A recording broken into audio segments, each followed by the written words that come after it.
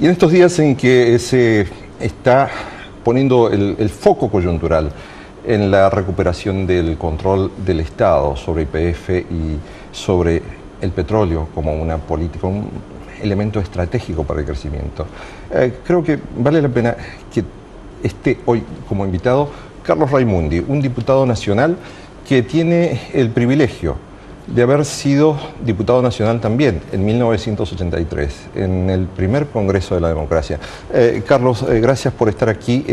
Tal vez esta trayectoria tuya te permita dar un testimonio de en qué se diferencian las discusiones parlamentarias entre el 83 y las actuales. Sí, no, permitime una...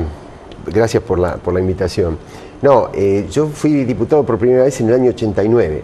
Yo fui diputado en el momento que se privatizó YPF. Eso fue lo que yo señalé en la Cámara el otro día.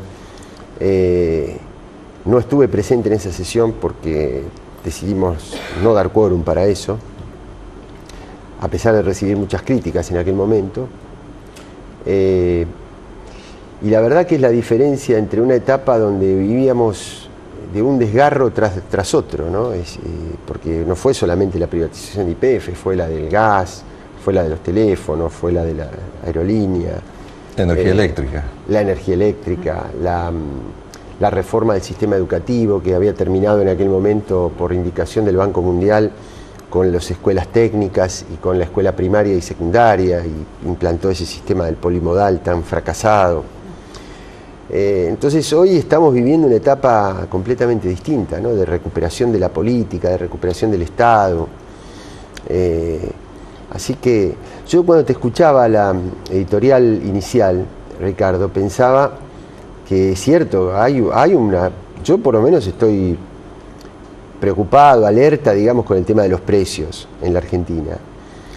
Y ahí hace falta una intervención del Estado fuerte para equilibrar, para racionalizar la cadena de formación de precios, ¿no? Que está muy monopolizada, y yo creo que hay que intervenir ahí con la misma fuerza con la que se ha intervenido contra otros monopolios.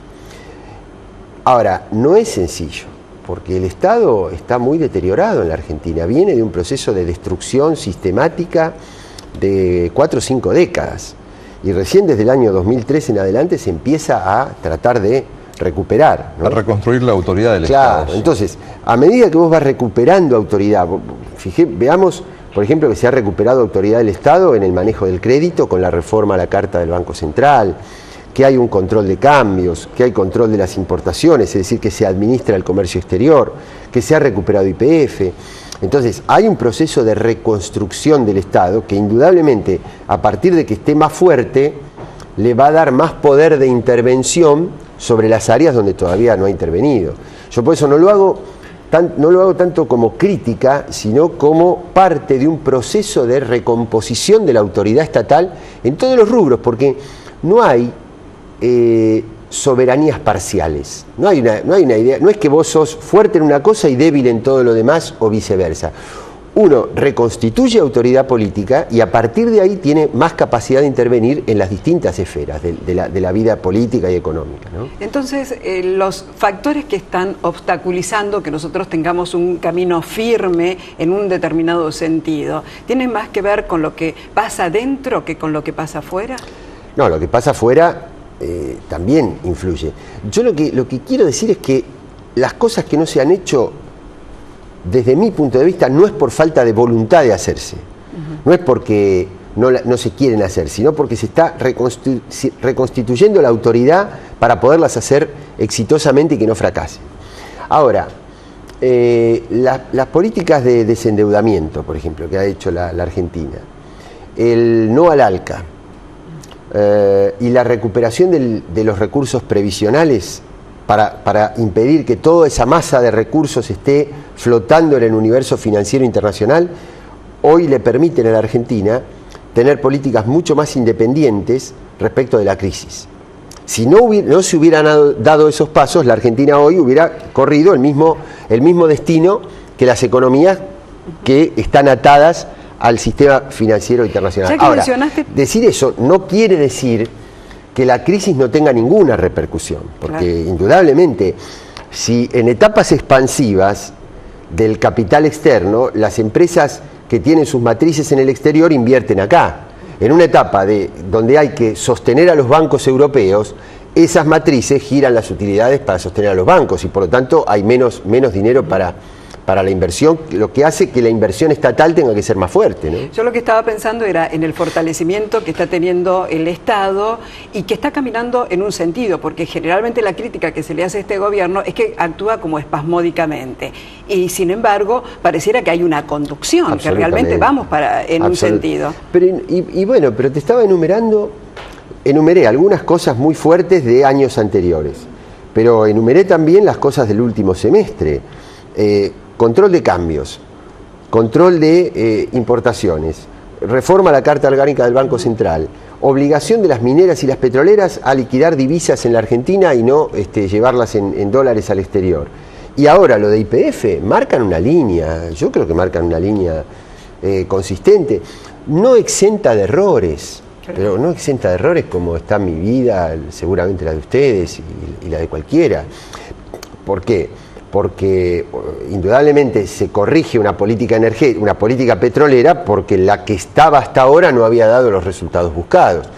Se va a tener que corregir una política de vínculo con el grupo de Cirigliano en los trenes, porque hubo demoras también ahí. Yo sinceramente no me daría la cara para no reconocer que ahí hubo demoras fuertes en intervenir en un área tan sensible. Ahora, este es un gobierno que cuando se encuentra en ese cuello de botella, siempre y tiene la posibilidad o de perdonar o de tocar intereses, toca los intereses que hay que tocar.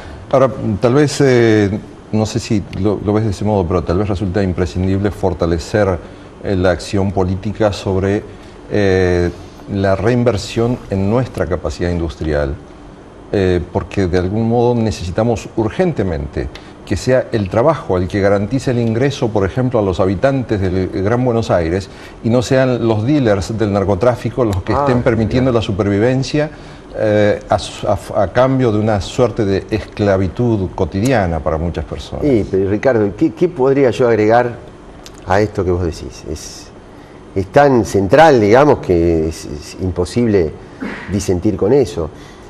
Lo que pasa es que yo creo que cuando vos tenés, por ejemplo, un fondo de sustentabilidad del ANSES que permanentemente te está inyectando estímulos al mercado interno y que además recupera ese dinero, porque no es gasto, digamos, porque lo recupera por crecimiento, por mayor recaudación, el haber tenido la energía barata es una política para el consumo residencial, para el consumo doméstico, es una política de salario indirecto. Y para el consumo industrial y agropecuario es una política de fomento de las inversiones. Que tal vez el ritmo no sea el que uno quiere, bueno, puede ser. Yo creo que este año se va a desacelerar un poquito el crecimiento, pero como vos decías, va a ser, y aún así va a ser mayor que el de Brasil y que el de otros países de la región. Y una cosa que no me parece menor, que señaló la presidenta en su discurso del 1 de marzo, cuando abrió las sesiones en el Congreso. El crecimiento de la Argentina no se explica solo por el precio de las commodities, porque las commodities de Chile, por ejemplo, de Bolivia, de Venezuela, petróleo... El 22% de las exportaciones chilenas son cobre en forma de concentrado. Han crecido más el precio internacional de las commodities de otros países que las nuestras.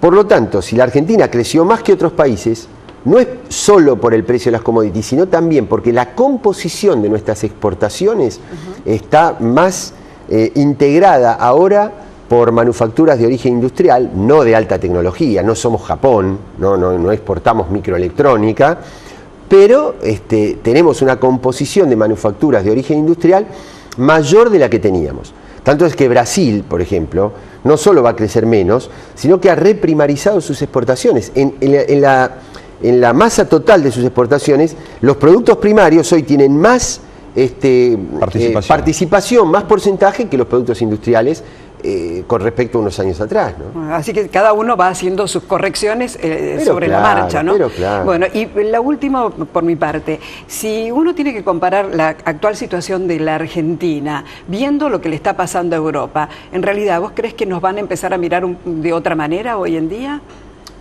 Yo creo que nos están mirando de otra manera. Yo cuando escuchaba las declaraciones que salieron en estos días en los diarios por el cierre de, digamos, porque el gobierno español decide apartar a Rodrigo Rato al frente de Bankia, porque estaba a punto de fundirlo el banco, o lo fundió, digamos. Y veía la preocupación, estuve mirando la televisión española, leyendo los diarios, la ministra de Economía muy preocupada.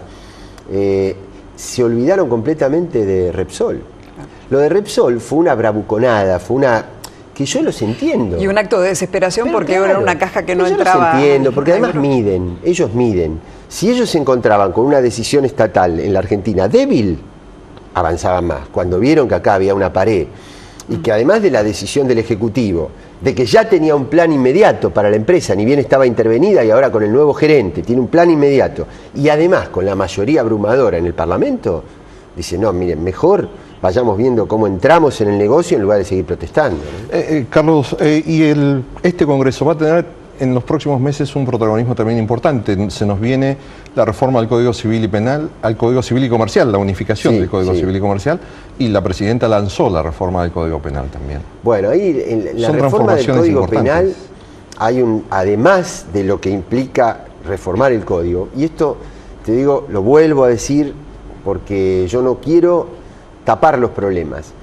A nosotros nos prometieron que se reformaba integralmente el Código Penal y que el tema de la ley antiterrorista era de unos meses para poder resolver un pedido de algunos países hermanos y resolver una situación argentina en el G20. Pero el Código Penal se va a reintegrar, se va a reformar integralmente con participación mayoritaria de la oposición. Y la otra, la del Código Civil, es muy importante porque es una de esas leyes que tocan la vida diaria. Vos decís no al ALCA, la gente le gusta desde lo ideológico, pero mañana tiene que salir igual que hoy. Ahora, cuando vos atacás el tema de la adopción, el tema de la responsabilidad parental en los divorcios, el tema de las formas de propiedad de los pueblos originarios, tocas un montón de cosas que estás actualizando las instituciones de familia a las nuevas formas que tienen la familia. La vida cotidiana. La vida cotidiana. Eso es legislar sobre la vida cotidiana. Y eso también reconcilia al hombre común con la política, ¿no? Ojalá sea así, Carlos Raimundi. Gracias por estar aquí en Política, Profesión y Trabajo. Vamos a una nueva pausa.